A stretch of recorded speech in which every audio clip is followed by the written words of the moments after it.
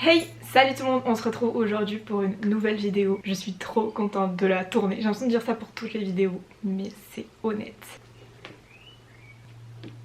Il faut savoir que une de mes amies l'a acheté. Je lui ai demandé de me le prêter une fois qu'elle l'avait fini. La même semaine, je le trouve en broché en vide-grenier. Si ça, c'est pas le destin. Clairement, l'univers m'a fait comprendre que je devais lire ce livre. J'ai fait un vlog lecture sur Jamais plus, le tome 1. Évidemment que j'allais vous faire un vlog lecture sur le tome 2. Je vous avoue, j'ai un peu peur. Je ne sais pas du tout à quoi m'attendre avec ce livre. Je veux pas mettre la barre trop haute parce que j'ai peur d'être déçue. Je laisse Colleen Hoover me surprendre avec cette histoire. D'ailleurs, je viens de me rendre compte que c'est le deuxième livre que je lis d'affilée d'elle. Et j'ai fini la semaine dernière Too Late. On est vraiment sur une histoire avec des personnages horrible. Vraiment, il y a un personnage qui s'appelle Asa dans cette histoire. Je n'ai jamais autant détesté un personnage. En plus, on a son point de vue, ça m'a beaucoup dérangé.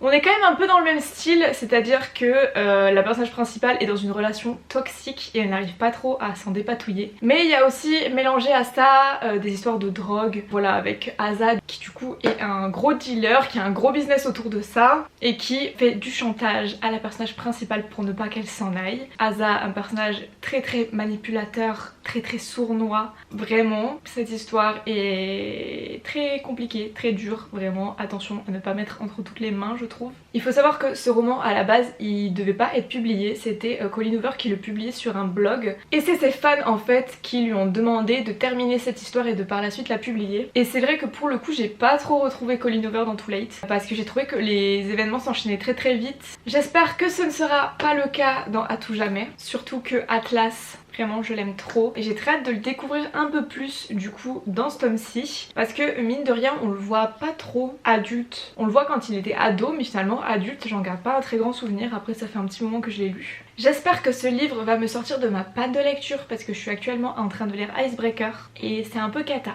C'est un peu cata, je m'ennuie, j'arrive pas du tout à avancer, ça fait vraiment un moment que je suis dessus et que j'essaye de le lire. Je sais pas. J'arrive pas du tout à me mettre dans cette lecture et à lire, tout simplement, à me poser pour le lire. D'ailleurs en ce moment je ne lis quasiment que des romances. Qu'est-ce qui m'arrive? Bref, sur ce, j'arrête de blablater et je vais me mettre à cette lecture. J'ai trop hâte. Je vous dis à tout de suite pour un premier update.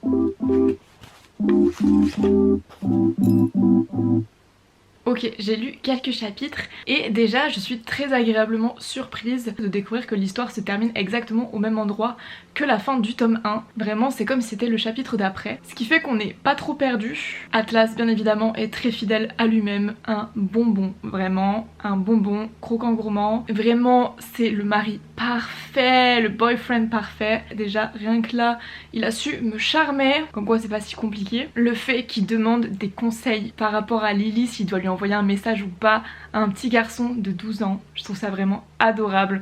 Vraiment le petit garçon, la Théo, il lui donne des petits conseils en mode elle a répondu depuis combien de temps? Bon bah je pense qu'il devrait lui renvoyer un message. Vraiment c'est adorable. Franchement pour le moment j'aime beaucoup. Rien que le début c'est top. Ah oui, Théo là, le petit garçon de 12 ans qui se moque de ce que lui a dit Atlas sur le fait d'atteindre le rivage, etc. C'est super drôle. Je vais vous montrer un passage.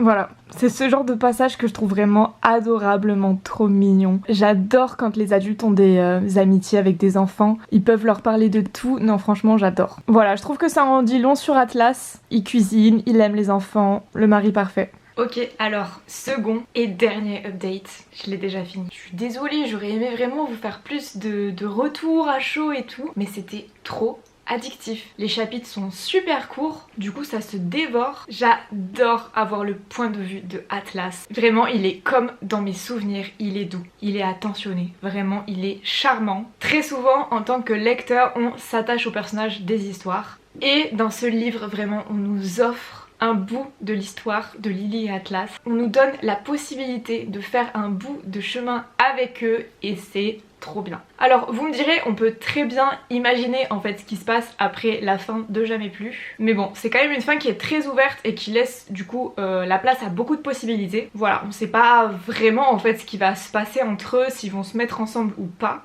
Colleen Hoover nous fait comprendre qu'ils sont enfin réunis et qu'en soi ils ont les cartes en main pour être heureux et c'est à eux de voir s'ils vont se mettre ensemble ou pas. Commencer enfin une vie tous les deux, mais en soi c'est tout, on n'en sait pas plus. Ce livre, ça en est la preuve.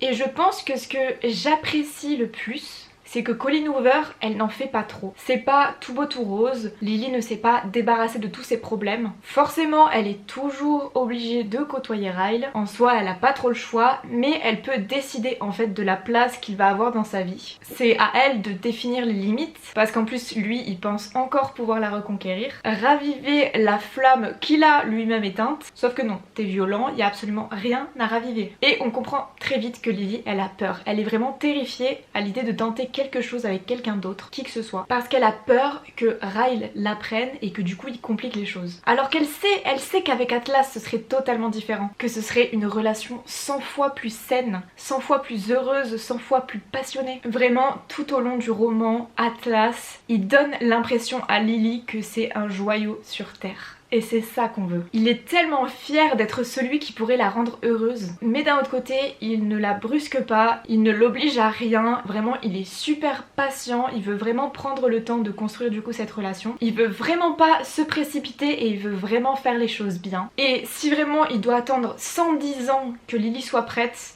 il attendra 110 ans, d'accord? Non mais vraiment, quand je vous dis qu'il est croquant gourmand, c'est qu'il est croquant gourmand. C'est pas une blague. Gardez vos standards hauts, mesdemoiselles. Un Atlas pourrait arriver dans vos vies plus vite que prévu. Vous me remercierez après. Du coup, la romance met vraiment du temps à s'installer, mais c'est pas du tout quelque chose qui m'a dérangée, au contraire. Je pense que si c'était jeté dans les bras l'un de l'autre, ça aurait fait trop faux. Je pense que j'y aurais pas cru. J'aurais levé les yeux au ciel, ouais, dans le sens où c'est trop facile. Ce que j'ai adoré également, c'est l'alternance des points de vue. On découvre un peu plus l'histoire d'Atlas, les relations qu'il a avec sa famille, et il vient aussi compléter ce que Lily raconte à propos de leur passé. Donc du coup voilà, on a un peu les deux choses qui se...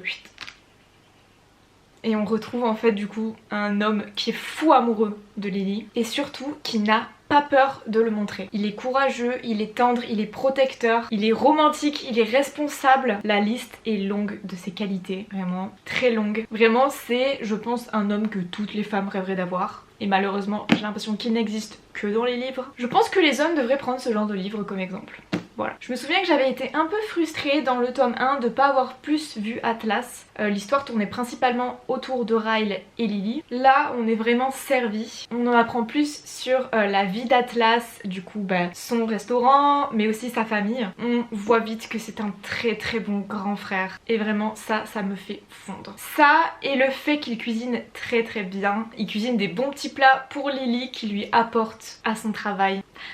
C'est adorable. Vraiment c'est ce qui me fait craquer. Voilà. Atlas, book boyfriend number 1. Et d'ailleurs, Noah, dans Say You Swear, il cuisine aussi des plats pour sa copine. Je crois qu'on tient quelque chose là. On a beaucoup parlé d'Atlas, mais Lily a aussi du coup une part très importante dans le livre. Elle s'occupe de sa fille avec brio, tout en du coup la protégeant de Ryle, parce que malgré qu'ils soient plus ensemble, il est toujours violent avec Lily. Et forcément, Lily, elle a peur qu'il soit également violent avec sa fille. Donc voilà, elle essaye du mieux qu'elle peut de la protéger de la violence de son père. Ce qui est pas forcément facile du coup avec quelqu'un qui pète les plombs aussi facilement. Les thèmes abordés sont poignants et vraiment importants. On y parle de divorce, de séparation et de toutes les conséquences que ça implique. Ça parle aussi de garde partagée, de la parentalité en tant que maman divorcée et aussi de la reconstruction après les traumatismes liés à la violence. Je saurais pas dire si je préfère le tome 1 ou le tome 2 parce que pour moi ils sont vraiment complémentaires. Ce livre c'est un peu un câlin, tu vois. Même si c'est passé des trucs pas ouf dans la vie de Lily, et dans ce livre on voit qu'il y a vraiment des gens qui sont là pour prendre soin d'elle.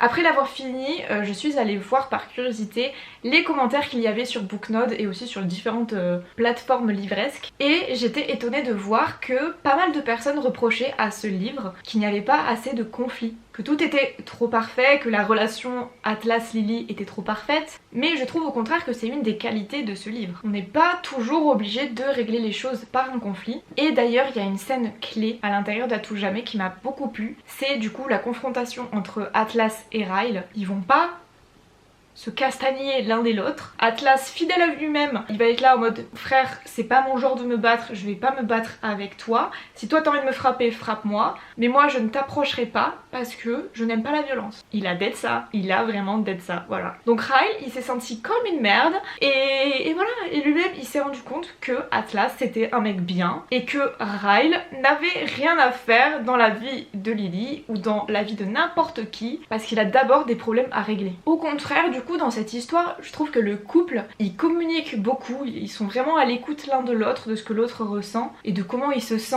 par rapport du coup à la situation, qui est quand même une situation très compliquée. Certes, il n'y a pas de grand retournement de situation, mais c'est ça aussi la vie. Vraiment, ça ne m'a pas choquée. Enfin bref, j'ai vraiment terminé ce livre avec un grand sourire aux lèvres parce que cette suite, elle fait vraiment du bien. Elle met du baume au cœur et elle nous redonne de l'espoir tout simplement. Vraiment, je ne peux que vous recommander de lire ce deuxième tome si jamais vous avez aimé Jamais plus. Vraiment, je peux dire que je n'ai pas du tout été déçue par ce livre. Je trouve que Colleen Hoover a vraiment très bien traité cette suite. N'hésitez pas à me dire vous, si vous l'avez lu, ce que vous en avez pensé, si vous trouvez qu'il est trop surcoté, pas assez surcoté, bien coté. Moi depuis je suis en panne de lecture, voilà, je n'arrive pas à lire autre chose. Et je sais pas, c'est le printemps là, c'est la saison des amours, j'ai besoin de lire de la romance, mais je n'en ai pas dans ma bibliothèque. Va falloir que j'y remédie tout de suite. Non, en vrai je pense que je vais aller me chercher là lundi prochain Divine Rivalité, parce que j'en entends que du bien et que ça me donne très envie, j'avoue. Surtout ce côté en fait épistolaire. Peut-être d'ailleurs que j'en ferai un petit vlog parce que j'aime trop ce format. Puis voilà, n'hésitez pas à mettre un petit j'aime et à vous abonner si la vidéo vous aura plu. Et je vous dis à très vite pour de nouvelles vidéos. Ciao!